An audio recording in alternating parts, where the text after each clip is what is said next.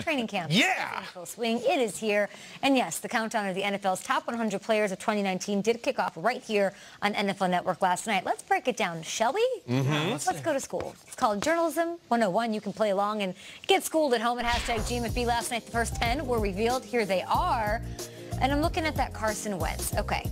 He's ranked number 96. Last year, he was ranked number 3. He drops 93 spots. Makes sense, of course, because of injuries.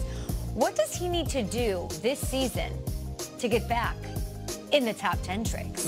Well, it would help if the Eagles won more games than the Cowboys. It would help to get a division title. It would help to do a lot of things and exercise the ghost of Nick Foles. But to me, it's rely on the supporting cast around him. Guys, I'm not sure if you've seen the depth chart on offense for the Eagles, but as much as we go goo-goo gaga over the Saints and over the Rams, the Eagles added guys like Deshaun Jackson. They added guys like Jordan Howard. They added guys like the young rookies that they got in Miles Sanders and Arcega-Whiteside. They are loaded. They have 2 of the best tight ends in the division, maybe the best backfield in the division, the best wide receivers in the division.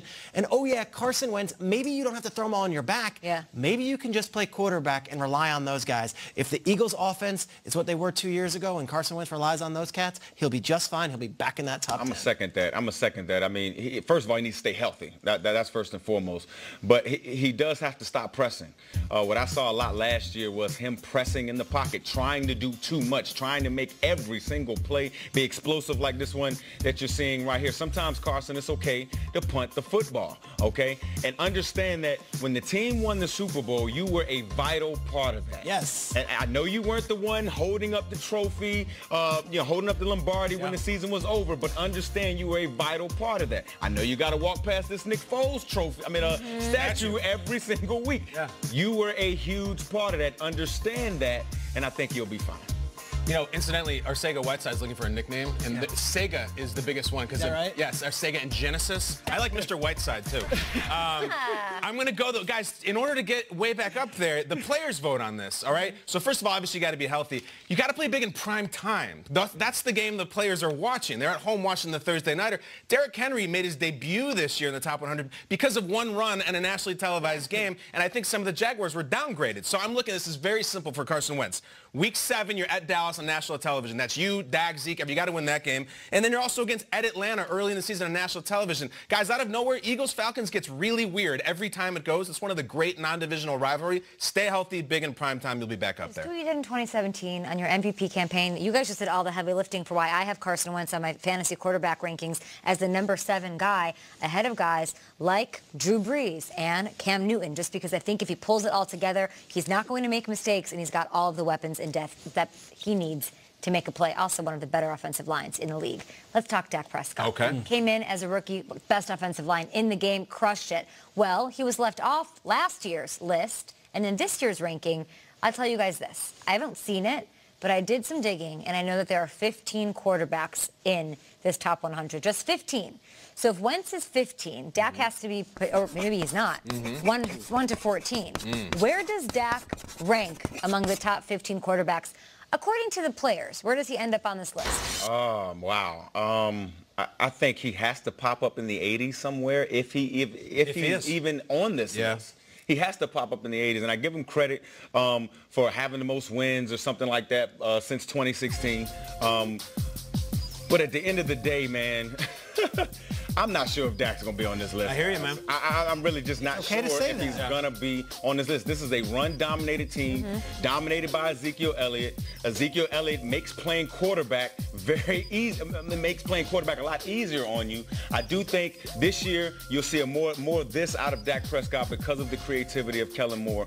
But if he is even on this list, he has to be in the 80s. Kyle, you mentioned primetime games, and that's when the players watch. Dak Prescott was 12-4 in primetime games over the course of his career.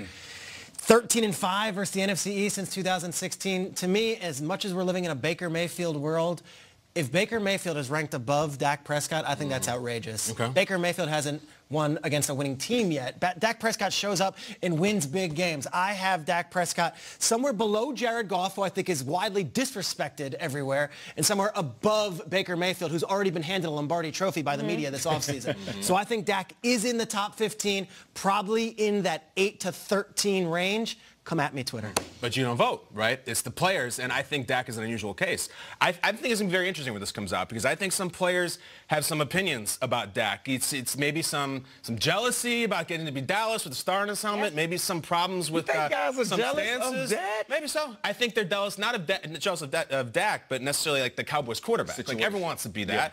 And I think Dak has taken some stances, so to speak, that maybe the players might not like. Agreed. I don't care where he ends up on this list. I think what was most important for Dak is he is the best quarterback in the NFC East this year. And right now he is not. I believe strongly in Wentz. He needs to play better than Wentz this year. He needs to be one in the division because I don't think he's going to be in the top 100. Game-winning drives leads the league since 2016. We know he can do that. You're talking primetime games. That's where being a Cowboy plays into the advantage. But it's also the fact that he's taken his team to the playoffs the last 3 years. He's taken them there, and that's primetime. That's when everybody's watching in the postseason. Won a game last year, beat the Seahawks. I think he is on this list. Below Wentz, hopefully above Baker, though. I'm with you on that. Look, Baker could be top 10 the way the NFL treats Baker Mayfield right now. But does the NFL, do the players look at him that way? The players are all fleeing their old teams to join Baker Mayfield. Baker took a 1-31 team and made him matter and broke the rookie record. He's good, dude. 0-5 against teams with winning records. If Baker Mayfield's above Dak Prescott, there's something wrong. You can only go Let's up sort of from the come on bottom, Good Morning guys, Football. okay? Something we've been talking about behind the scenes all morning. Which NFL teams would you like to see combine rosters? Interesting. A super team. Don't interesting me. This Like got the to have been Chargers your and the idea. Bears become the chairs or something. You know, like, okay, we can work with that. And Vic Fangio. Oh, he was on NFL Network yesterday. Loved seeing that new head coach for the Broncos. Why is he talking about Von Miller again? What's going on? He's going to make Vaughn even better.